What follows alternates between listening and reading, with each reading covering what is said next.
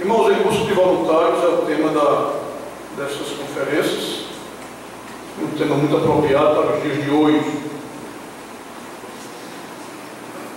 Eu gostaria de começar mostrando que a voluntariedade se faz presente no início da vida cristã, ela vai continuar na vida cristã e para que ela continue também, precisamos estar sempre olhando, precisamos estar olhando para Jesus, porque Ele é o exemplo maior de voluntariedade. De certa forma, Ele é a voluntariedade encarnada, entre aspas. Minha pergunta é: somos de fato discípulos de Jesus? As nossas intenções, disposições, vida pragmática atestam isso? Será que estamos prontos a voluntariamente dizermos não àquilo que gostamos, mas que não faz parte da vida de um discípulo de Jesus? O que é que eu devo fazer quando o meu ego, o meu desejo, minha vontade quer sobrepujar os anseios e a vontade de Jesus? Modernamente falando, nos nossos dias contemporâneos, o mundo está cada vez mais escasso de voluntários, de pessoas desprendidas para servirem sem esperar nada em troca e sem esperar compensações. A priori, a razão está no pecado, logicamente. O pecado estragou tudo, desvirtuou muita coisa. E aí o pecado tornou o homem um ser egoísta por natureza, extremamente orgulhoso. Por ser assim, então acontece muitas vezes falta de vontade, a escassez é tremenda no mundo. Mas a posteriori, a razão da escassez de voluntários é porque nós estamos vivendo nos últimos dias. 2 Timóteo 3, 1 a 4 diz que neste período os homens serão egoístas, arrogantes e desafeiçoados. E o pior é que a falta de voluntariedade, o estilo, a filosofia dos homens dos últimos dias tem adentrado as igrejas. E aí muitas vezes faltam voluntários, porque ao invés das pessoas que estão no rodeamento de igrejas, fazem parte da igreja batista, algumas estão querendo viver de acordo com o estilo e a filosofia dos homens dos últimos dias. Voluntariedade essa tão indispensável e tão necessária para o bom andamento da igreja e para a vida espiritual salutar de um discípulo. Então a pergunta é: o que devemos fazer para que nossas vidas sejam marcadas pela voluntariedade? Irmãos, vamos abrir as Bíblias em Mateus capítulo 16, 24 a 26. Então, o que devemos fazer para que as nossas vidas sejam marcadas pela voluntariedade, a fim de que o estilo e a filosofia dos homens dos últimos dias não façam parte da nossa igreja, da nossa mocidade, daqueles que dizem seguir a Jesus? Mateus capítulo 16.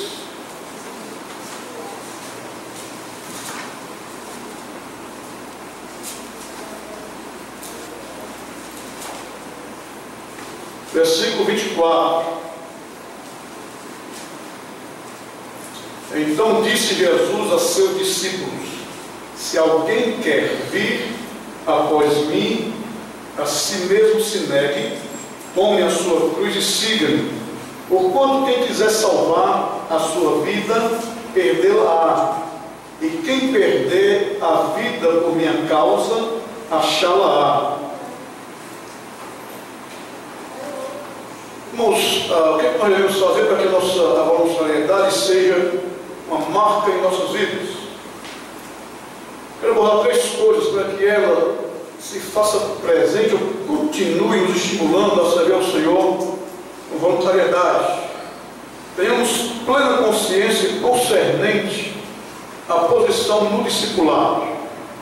Segunda coisa, tenhamos plena consciência concernente à condição no discipulado. E a terceira, tenhamos plena consciência concernente à avaliação no discipulado. Isso está em outro texto que eu vou ler depois. Por que é que eu coloquei isso, essa palavra consciência, se repetindo por várias vezes? É porque consciência motiva a voluntariedade. O primeiro fator para que nossas vidas sejam marcadas pela voluntariedade é necessário termos plena consciência concernente à posição no discipulado. Mateus capítulo 16, versículo 24: Então disse Jesus a seus discípulos: Se alguém quer vir após mim. Essa passagem se dá no seguinte contexto. Jesus aqui está nas suas andanças, nas suas viagens. Antes de chegar nesse intermédio aqui, Jesus ele já tinha andado no território de Magdala, que é a mesma Magdala, ficava na costa ocidental do Mar da Galileia, e lá ele fez a segunda multiplicação dos pães do milagre, pães e peixes, alimentando aí mais de 4.000 pessoas. Magdala, então, os discípulos, quando ele chega em Magdala, os fariseus e saduceus vão pedir a ele um sinal astronômico, porque não acreditavam nele como Messias. E aí ele vai falar, se reportar, dando o sinal de Jonas, falando sobre os 3 dias que ele passou no ventre do peixe, numa reprimenda, e ali ele mostra esse sinal para se reportar a sua ressurreição, mostrando aos saduceus que a ressurreição é uma prova suprema da sua messianidade. E nesse mesmo local, os discípulos têm esquecido de levar pão, e Jesus aproveita a deixa, falando a eles que eles não se envolvessem com o fermento dos fariseus. Fermento este ao qual ele queria dizer a influência dos fariseus. Os discípulos não entenderam isso. Depois ele chega a Betsaida e Júlias, e lá trazem a Jesus no cego de nascença. Ele então aplica saliva aos olhos do cego, depois ele põe as mãos e este homem passa a ver. Até que ele chega então em Cesareia de Filipe, a 40 quilômetros do mar da Galileia. E Jesus então resolve fazer a seguinte pergunta: que diz o povo ser o Filho do Homem? Sob muitas respostas da parte dos discípulos, então Jesus faz a seguinte pergunta: mas vós, que dizeis que eu sou? E Pedro de impulso responde em cheio, e ele diz: tu és o Cristo, o Filho do Deus vivo.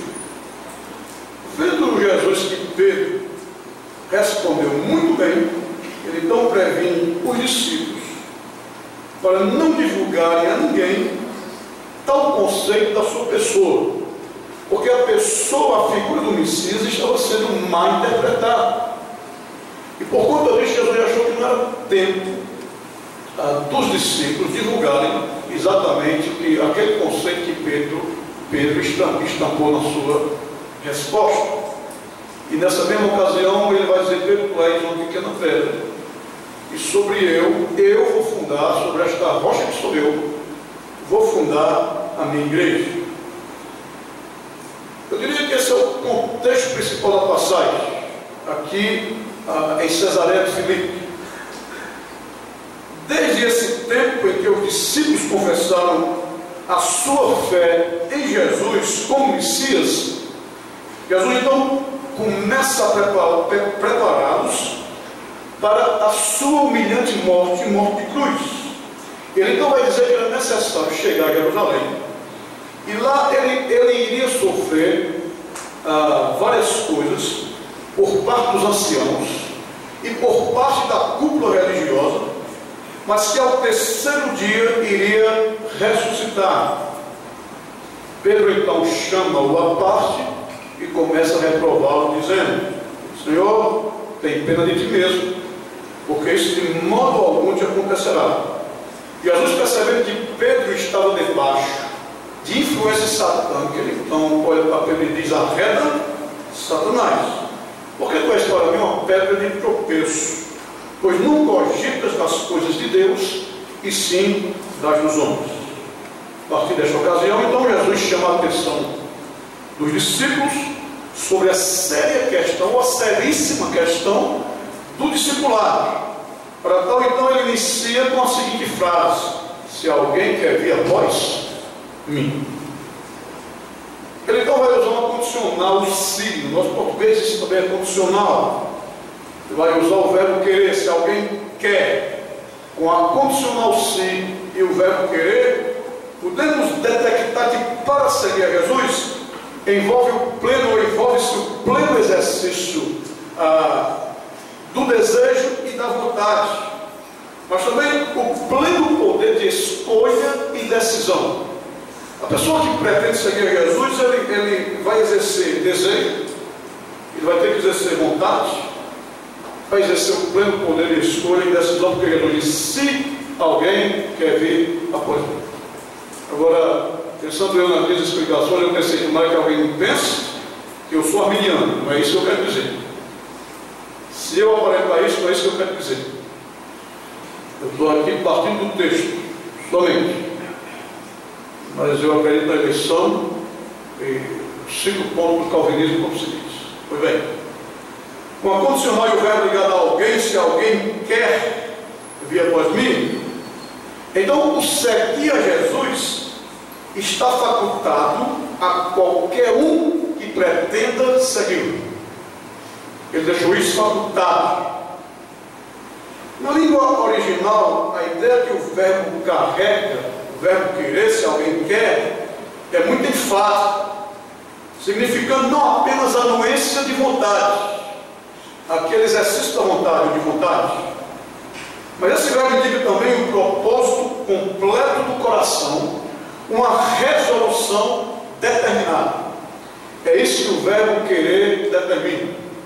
Você vai exercer a desejo, vontade, poder de escolha e decisão, mas também tem que envolver o propósito completo e uma resolução determinada. Propósito completo do coração. E com os termos após mim, Jesus deixa muito claro que ele está na posição de Senhor. Se alguém quer vir de modo resoluto e determinado, vai ter que me encarar como Senhor. E se alguém o vai encarar como Senhor, esse alguém vai ter que assumir a posição de quê? De servo. Então, todo discípulo do Senhor Jesus é um servo. É servo. Então, seguir a Cristo também é uma questão de voluntariedade. Pois o candidato ao discipulado tem que exercer vontade e decisão mediante uma escolha espontânea. Mas essa escolha espontânea está atrelada a uma resolução determinada e completa do coração. Não é escolher por escolher. Envolve determinação. Envolve um propósito, e propósito este bem resolvido.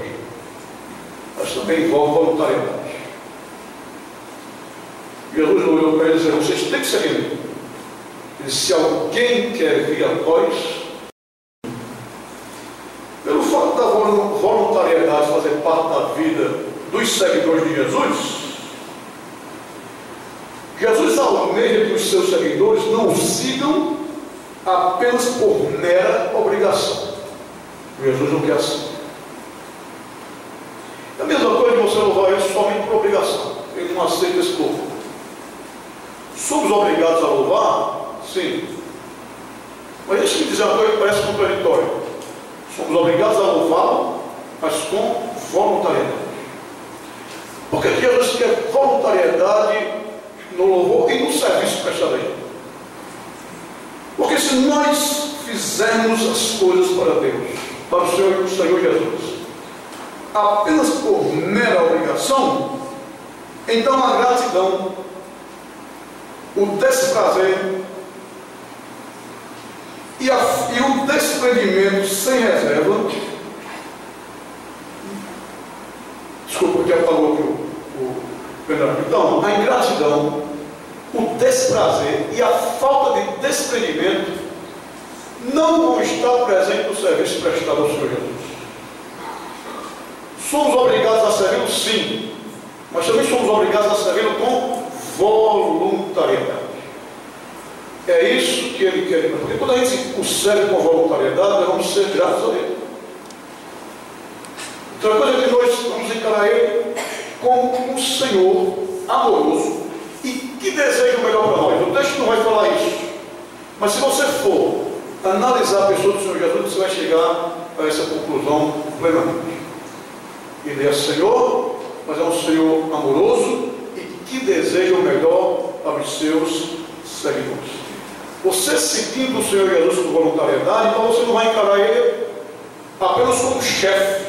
Não. O Senhor que te ama, que é o melhor para você. Você vai encarar ele como um Senhor digno de ser servido. Digno de ser servido pelo que ele é principalmente, e a posteriori pelo que ele faz. Senhor este que anseia o melhor para nós. Então nós temos que segui-lo e servi-lo com voluntariedade. Para o que pretende seguir a Jesus, então faz-se hiper necessário ter plena consciência da posição que irá assumir. Não é apenas posição de discípulo, mas é a posição de discípulo servo. Pois todo servo é um discípulo e todo discípulo é o quê? É um servo. Você diz, pastor, explica melhor isso, o Senhor prova isso. Para quem trata do discipulado, eu não vi a palavra servo, mas todo discípulo é um servo. Pedro era apóstolo, mas também era o quê? Discípulo de Jesus. E na sua segunda carta, em 2 Pedro 2:1, ele auto se denomina servo. Mas ele era discípulo do Senhor Jesus também. Então todo discípulo é um servo. E todo servo é um discípulo. Essa questão de consciência quanto à nossa posição na esfera do discipulado é algo muito sério. Essa questão de consciência na esfera do discipulado em se tratando da posição. Por quê? Porque nós somos o que pensamos. E nós agimos com base no que conceituamos. Então, quem você pensa que é? Quem é Deus para você? O que significa ser servo e discípulo para você? O que significa ser o Senhor a quem devemos seguir, o Senhor Jesus? Então essa questão de consciência é algo muito sério na esfera do discipulado. Por exemplo, se nós conceituarmos a Deus diferentemente daquilo que Ele é, sabe o que vai acontecer? Nós vamos formar um outro ser na nossa mente. E daí vamos partir para a idolatria. Porque aquele ser que nós formamos na nossa mente se tornou quem? O nosso Deus. Porque nós conceituamos a pessoa de Deus de modo errado, de forma errada. Então a gente tem que ter muita consciência da questão de tudo que envolve o discipulado, especialmente se tratando de posição. Eu dei só um exemplo. Se você conceituar Deus erroneamente, você formula um outro ser na sua mente e você então se torna idólatra, porque você está diferente, adorando alguém que não é Deus, alguém formado por você mesmo. Se você conceituar o que é ser discípulo de forma errada, você vai ser qualquer outra coisa, menos um discípulo e servo do Senhor. Então essa questão de consciência é algo hiper necessário na esfera do discipulado. E deixe-me entrar no âmbito da palavra servo. A palavra servo na Bíblia tem uma conotação muito forte. A palavra servo na sua Bíblia significa escravo. E escravo é exatamente aquele que tem o Senhor e que faz a vontade dele. Maria mãe do Senhor Jesus, entendeu muito bem isso. Quando o anjo aparece a ela, mostrando que o Senhor Jesus irá nascer dela, e ela diz: mas como será isso? Sou uma pessoa desposada. Ele diz: o poder do Altíssimo te envolverá. Maria não entendeu tudo, lógico, mas mesmo sem entender tudo, e sabendo que a mensagem tinha vindo do seu Senhor, ela diz: eis aqui a sua escrava, a escrava do Senhor, faça-se a vontade dele. Você vai encontrar isso em Lucas capítulo 1, a partir do versículo 30. Então Maria diz: aqui está, eis aqui a escrava do Senhor, e que a vontade dele seja feita em minha vida. E em outras palavras foi isso que ela falou. Diz: eis aqui, porque lá ela vai usar a palavra serva, mas no original a palavra serva que ela usou quer dizer escrava. Eis aqui a escrava do Senhor. Alguém discorrendo sobre o que Paulo queria dizer com a palavra servo, ele disse: visto que o escravo não era considerado legalmente uma pessoa, não poderia possuir propriedades e nem mesmo exercia qualquer poder sobre si próprio. Ele só fazia o que lhe era mandado fazer. Em certa medida, isto indica a extensão da autoentrega de Paulo ao seu Senhor. Para Paulo, o escravo de Cristo, todos os seus bens, tempo, ambições e propósitos eram submissos à determinação de Cristo. Paulo não era diferente do escravo comum. Ele estava à disposição de seu mestre, e eu também diria, e ele era propriedade deste mestre. Então, alguém escorrendo, entrando na teologia de Paulo sobre a questão da escravidão, ou ser escravo de Cristo, escravidão na esfera teológica, então ele vai se reportar a história, porque vai dizer que o escravo não tinha propriedades, ele não exercia qualquer poder sobre si.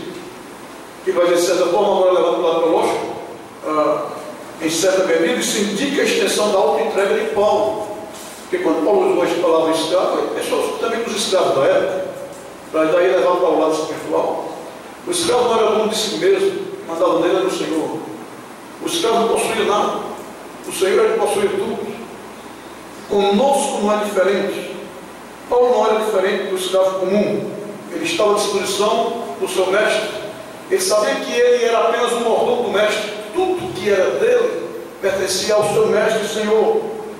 E Paulo sabia que ele, Paulo, era propriedade de Cristo. Irmãos, a pergunta é: você é um discípulo de Cristo? Você tem plena certeza da posição, da sua posição diante dele? Você o segue por mera obrigação, ou muito mais estimulado pela voluntariedade e gratidão? Uma das disposições de Cristo para os seus discípulos é que eles o sirvam com voluntariedade.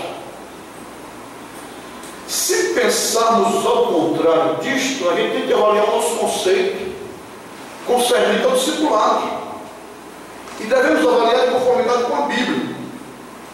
Porque o que a Bíblia diz a respeito dessa questão? Porque se a gente não conceituar bem de acordo com o conceito bíblico, a gente pode até se achar discípulo, e podemos estar até arrolados no rompimento. Mas aí sabe o que pode acontecer? Podemos ser perdidos dentro de uma igreja a caminho do inferno. Porque conceituamos erroneamente o que significa ser servo do Senhor, do caminho do Senhor Jesus. Então, meus irmãos, o Senhor procura voluntários. Então tenha plena consciência concernente à posição na esfera do discipulado. Mas também tenha plena consciência concernente à condição no discipulado. Há uma condição: se alguém no 24 quer vir após mim, a si mesmo, aí está a condição: se negue Tome a sua cruz e siga. Aí está a condição. Nós vimos a posição. Então tem a plena condição, a plena consciência da condição no discipulado. Negue-se a si mesmo, tome a sua cruz e siga. Para você, seu voluntário, essa frase aqui já diz tudo, tudo. Na língua original, negue-se a si mesmo significa negue-se completamente. É isso que quer dizer na língua original. Nesse caso está envolvida a minha pessoa por inteiro. Agora você imagine o que é inferior à sua pessoa. Imaginou? Aí é que você tem que negar. Porque Jesus mexeu naquilo que nós mais amamos. O que é que você mais ama? Você mesmo. O que é que eu mais amo? Eu mesmo. Agora, isso deve ser segundo plano, lógico. Segundo plano. Agora, eu digo segundo plano, mas a Bíblia nunca vai dizer esse ano, né? Deixa eu melhorar isso. Deus sempre vai mandar a gente amar os outros. Sempre. E amar os outros como a nós mesmo. Então, isso deve estar em segundo plano. Estou colocando aqui, dentro do segundo plano, tem uma série de coisas aí. Mas acima de tudo, o Senhor Jesus. Mas nós nos amamos muito. Por isso que você nunca vai ver um mandamento para você se amar na Bíblia. Nunca. E o Senhor Jesus, sabendo disso, ele diz: negue-se a si mesmo. Um homem chamado Fritz, eu acho que é Heidegger, ele diz assim: rejeite a si próprio. Negar a si mesmo significa, olha o que ele diz: caçar o direito de existir no nosso eu melindroso, autoritário e teimoso. Ele diz: é uma caça de direito desse eu melindroso, autoritário e teimoso. E ele continua: significa cortar e negar a esse eu tudo que não combina com as exigências de Jesus.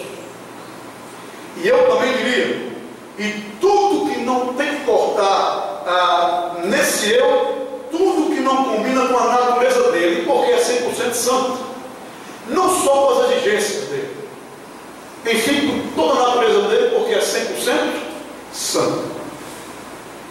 Negar a si mesmo significa destronar-se de si mesmo e entronizar a pessoa de Deus de uma vez por todas. E William Berkeley, ele diz: significa apagar-se a si mesmo como princípio dominante na vida e fazer de Deus o princípio diretor, e mais ainda, a paixão dominante na vida. Lembra aquele salmista no Salmo 43, o Senhor que é a minha grande alegria. Ali você vê uma paixão na vida do salmista de Deus. Você vê também, eu acho que Davi, Salmo 16, ele vai dizer: não possuo outro bem senão a ti somente. É você uma paixão, o salmista amando o Senhor, diz: Senhor, nada possuo a não ser a ti somente. Agora, irmãos, é algo muito sério negar a si mesmo. Aqui é a condição mais difícil que o Senhor colocou na esfera discipular. Negar a si mesmo, porque nós nos amamos muito. Nos amamos muito. Agora, por que é que nós não queremos, além disso, por que é que nós não queremos negar a nós mesmos? É porque nós não queremos estar na posição e nem na condição de servos, muitas vezes. Não tem a Cristo, aí é de praxe. Porque as pessoas não querem estar na posição e nem na condição de servos. Elas querem assumir a posição de Deus e, consequentemente, a posição de Senhor. Essa é a primeira razão. Agora, esse conflito de posição é muito antigo, antiquíssimo. Porque esse conflito está embutido no primeiro pecado cometido no jardim. Lembra, Satanás induzindo o casal ao pecado. E vai dizer: sabe por que Deus não quer que vocês comam do fruto? Vocês comam o fruto? Porque no dia em que vocês comerem, vocês serão como quem? Como Deus. Serão conhecedores do bem e do mal. E a partir daquele momento eles não se aceitaram. E começa a haver aquelas questões de inferioridade. Eles querem assumir uma posição, não era para assumir. Eles querem ser Senhor, os senhores da vida deles. Eles querem ser Deus, o Deus.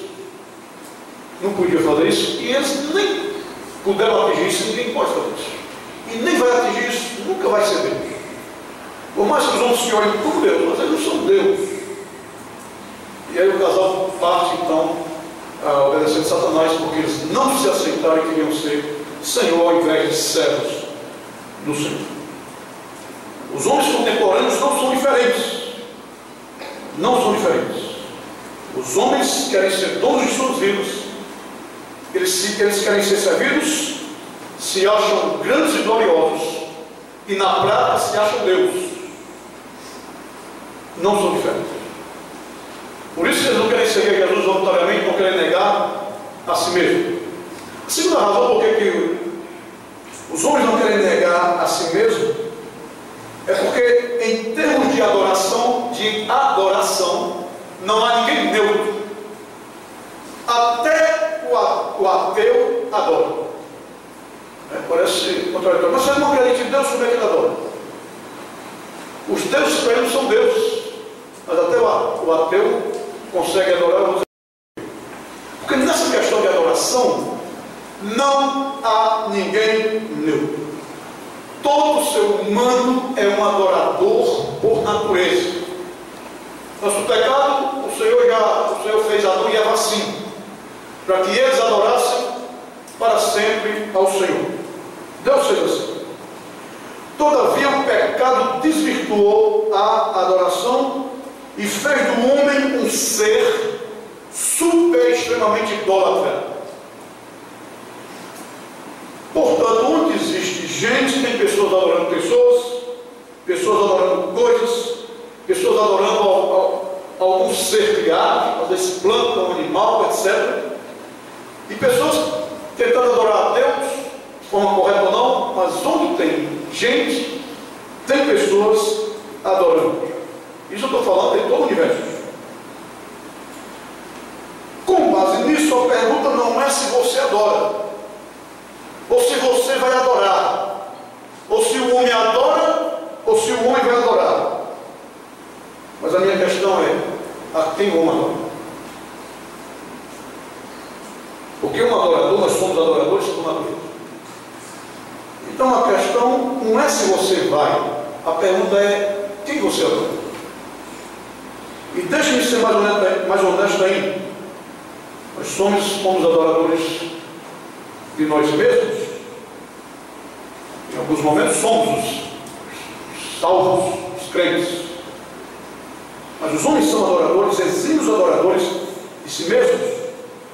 E a prova disso está no próprio empirismo vivenciado no cotidiano. Por exemplo, nos magoamos facilmente. Isso não é para acontecer. Porque a gente se coloca num pedestal muito alto. Temos muita dificuldade de pedir perdão. Temos entrave para perdoar. Nos concentramos muito mais nos nossos direitos, ao invés de nos concentrarmos nos nossos deveres e nos direitos dos outros. Queremos ser o centro das atenções. Lutamos egoisticamente por uma autoimagem belíssima ou bonita aos olhos dos homens. E queremos viver para o nosso bel prazer, independentemente se os meios agradam a Deus ou não. Então o homem é um exímio adorador de si mesmo. Agora, um dos grandes perigos na adoração desvirtuada é que os adoradores amam desvirtuadamente. E eles amam dessa forma aquilo que adoram. Então, se eu estou no centro da adoração, logo eu sou amante de mim mesmo e eu sou o meu próprio Deus. O resultado desse amor próprio é que, ao invés de eu servir voluntariamente a Deus e aos outros, eu vou querer que Deus me sirva, que as pessoas me sirvam, que a igreja me sirva, ao invés de eu servir, eu quero ser servido. E ao invés de eu dar-se e dar, eu, no geral, almejarei receber. Então esse é o grande problema. Então os homens são adoradores de si mesmos, são amantes de si mesmos. E Jesus vai mexer exatamente naquilo que os homens mais amam. Negue-se a si mesmo. As pessoas se amam e por conseguinte se adoram e querem ser adoradas. Por essa questão e outras, que Jesus vai colocar exatamente na menina dos nossos olhos. Ele vai tocar naquilo que mais estimamos. E ele exigiu que fosse renegado se quiséssemos seguir a ele. Essa menina dos olhos corresponde a nós mesmos. A pergunta é: a quem você adora? E deixa-me ser bem honesto aqui. Quando eu falar a você, eu também estou olhando para mim, certo? Porque lá eu pregando na minha igreja, eu digo: olha, irmão, quando eu falar a você, eu também estou olhando para mim. Então a pergunta é: a quem você adora? Qual é a menina dos seus olhos? Você serve voluntariamente a quem? Aí está o seu Deus. Se eu não negar a mim mesmo, se é algo muito sério, eu vou estar desafiando diretamente Deus e a sua palavra. Lembra o que diz o Salmo? Jesus diz: somente ao Senhor teu Deus adorarás, Mateus 4. Só a Ele darás tudo. Segunda coisa, o Salmo 115 diz: não a nós, Senhor, não a nós, mas ao teu nome da glória. Adoradores de si mesmo desafiam diretamente a Deus, algo que é extremamente perigoso, porque eles estão roubando a glória de Deus. Eles são seus deuses. Desafiam a Deus e desafiam a palavra dele, o que é extremamente perigoso. A condição para o discípulo também se torna ainda mais séria quando Jesus diz: tome a sua cruz e siga. Historicamente falando, a cruz era um objeto renegado, incalculavelmente falando, pelos judeus, por causa das suas implicações, e por ser a morte mais sofrida, a morte mais bárbara, a morte mais torturante. Pessoas passavam ali na cruz, dependendo de todo o processo, pessoas já passaram 9 dias morrendo na cruz do Calvário. A crucificação veio dos romanos. Os fenícios começaram com o empalamento. Os romanos então colocaram uma estátua horizontal e trabalharam todo o processo. E aí a crucificação em si veio dos romanos. Para os romanos a cruz era algo repugnante. Em 63 a.C., Cícero de Roma, se não me falha a memória, era um dos maiores oradores. E sabe o que ele disse?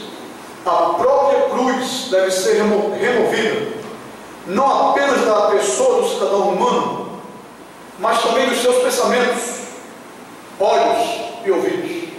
Era algo repugnante para o cidadão humano. Era costume romano o condenado levar o seu instrumento de morte, a parte horizontal da cruz, até ao lugar do seu suplício. Suplício mortal, porque era uma trajetória sem volta. O próprio condenado não tinha mais volta, era morrer ou morrer. Então era para pegar a parte horizontal da cruz e levar até o seu lugar de suplício. Espiritualmente falando, o que significa tomar a cruz? Tome a sua cruz e siga. Esse tome, esse verbo tomar, ele não está na voz da passiva. É muito importante a gente saber disso. Portanto, não quer dizer tome ou suporte a cruz passivamente. Mas a ideia é tome firme e decididamente o meio de execução do seu próprio eu. É isso que o verbo indica. Tome firme, decidida e resolutamente o meio de execução do seu próprio eu. E é um caminhar constante sem largar. Em Lucas 9, 23, ele diz: dia a dia, tome a sua cruz e siga. Tá? Se alguém quer vir após mim, negue-se a si mesmo, e tal. E dia a dia, tome a sua cruz e siga. É um caminhar sem volta. É por isso que o Senhor Jesus vai olhar para o arado também, no contexto do discipulado, ele diz: ó, aquele que coloca a mão no arado, não pode o quê? Mas olhar para trás. Tomar a cruz é uma ênfase à negação do eu. É o mesmo que dizer: crucifique o seu eu e siga. E é um sacrifício diário, minuto a minuto, cotidianamente falando. Um homem chamado, agora o ápice de tomar a cruz é perder fisicamente a vida na morte por amor a Cristo, se for o caso. Até porque eu falei que o escravo não pertence mais a ele mesmo, pertence ao seu Senhor. E muitos dos tempos bíblicos na história eclesiástica perderam a vida por causa do seu Senhor. Um homem chamado John Wesley, acho que ele, o Policarpo, acho que ele, já com 81, se não me falha a memória, muito velhinho, mas era 80 ou mais de anos. E eu lembro que a igreja de Filipos até escreveu, eu acho que cartas para esse homem, via Policarpo. E aí colocaram John Wesley para negar Jesus, ou ele negava, ou ia ser queimado na fogueira. Ele diz: olha, este nunca me fez nenhum mal. Como é que eu posso negar ele? Estou com 80 anos de idade, ele nunca sequer me fez um mal. Como é que eu posso negar isso? E ele foi crucificado, porque amou mais o Senhor Deus, o seu Senhor, do que a ele mesmo. Foi crucificado. A W. Pink, ele diz assim: o contexto dessa passagem que nós estamos tentando interpretar e aplicar, ele diz assim: é ainda mais solene o contexto e impressionante. O Senhor Jesus acabara de anunciar aos seus apóstolos pela primeira vez a aproximação da sua morte de humilhação. Pedro, admirado, disse: tem compaixão de ti mesmo, Senhor. Agora olha o que Pink diz, muito interessante. Estas palavras expressam a política da mentalidade carnal. O caminho do mundo é a satisfação e a preservação do eu. Poupa-te a ti mesmo.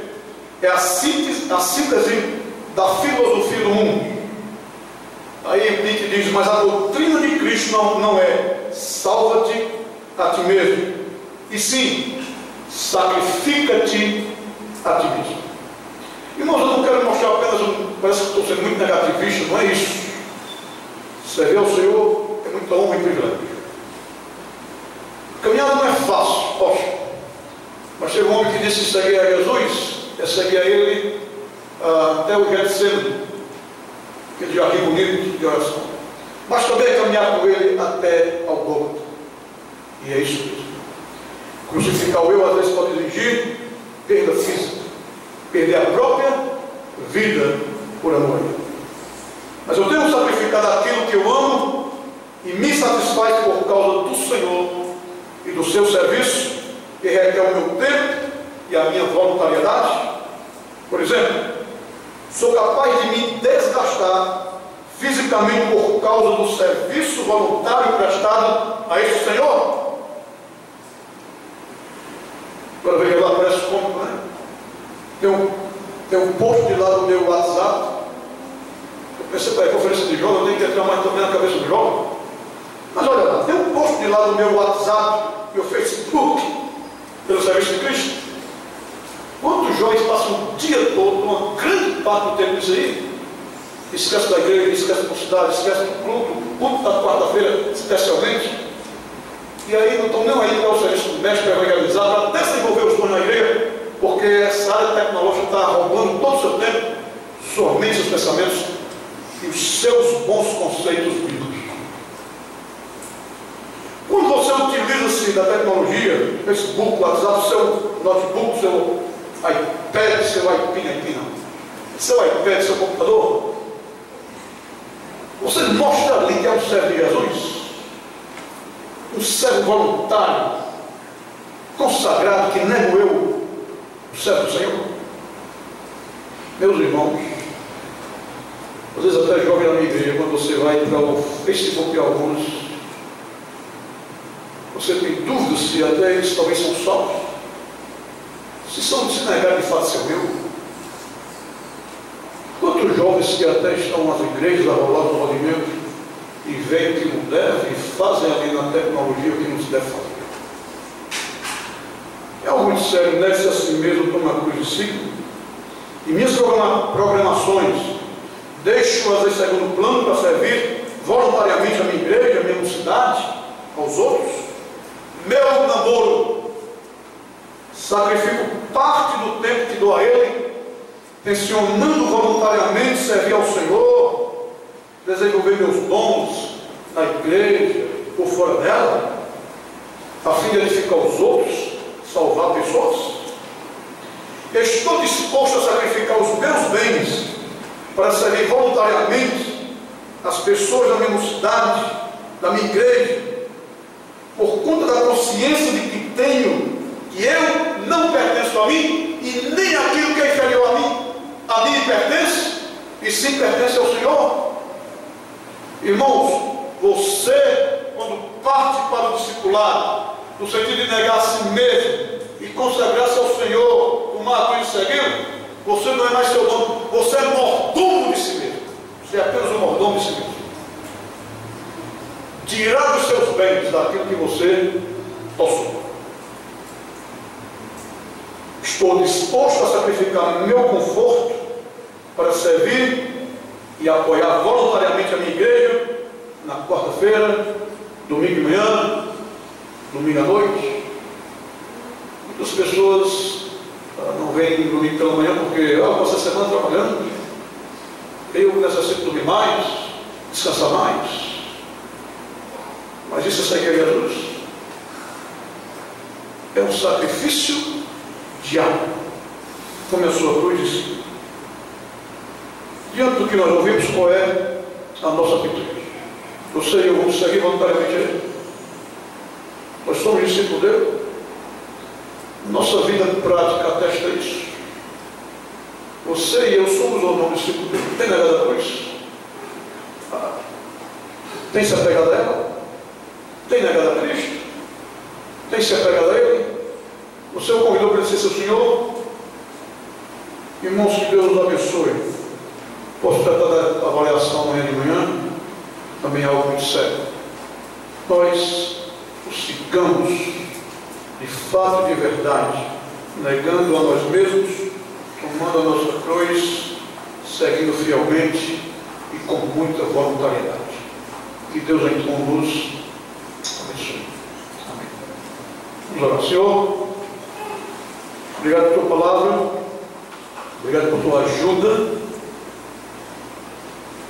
Nós encaremos com muita seriedade a esfera do discipulado,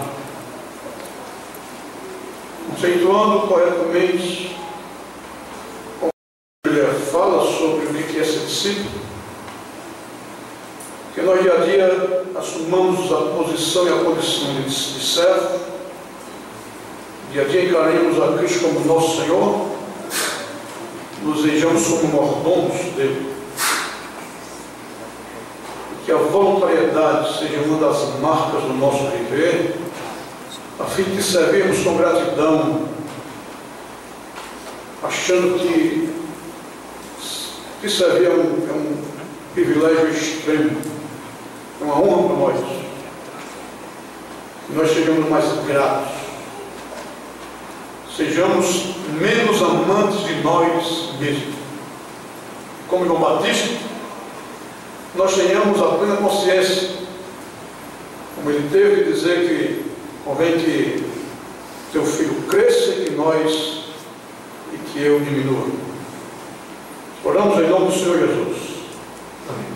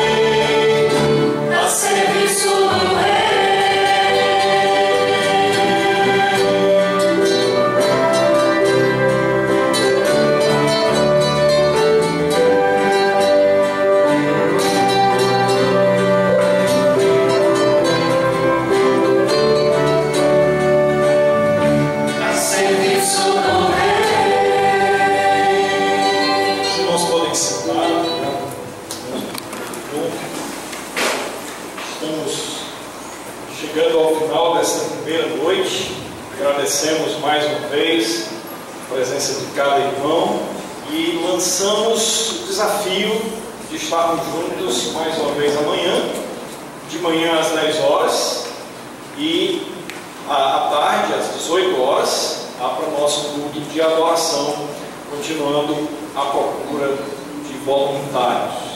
Mas não queremos encerrar essa noite agora. A nossa mocidade gostaria de convidar os amados a terem um tempo de comunhão na lateral da igreja. Eles organizaram uma cantina bem variada, com cardápio bem variado lá, e preço bem acessível, para os irmãos poderem ter mais tempo para conversar. Eu sei que muitos aqui querem sair para lanchar depois do culto, então já lancham aqui, já ficam aqui, já tem esse tempo de agradável comunhão, conversando, conhecendo outros irmãos. Vamos então orar, concluindo este momento, agradecemos a todos a sua presença. Vou orar e depois os irmãos vão tocar ao pós-culto. Você pode orar silenciosamente, tomando as decisões, as resoluções que Deus te desafiou através da sua palavra. Pai Santo, a Ti rendemos o nosso louvor, a nossa adoração, reconhecendo que Tu és Senhor. Suplicamos que o Teu Espírito Santo realmente desafie, mostrando aquilo na nossa vida, em nosso coração, que carece ser transformado, que carece ser mudado. Pedimos que o Senhor opere, agradecidos pela Tua promessa que diz que o Senhor que começou a boa obra vai terminar. Muito obrigado, em nome de Jesus.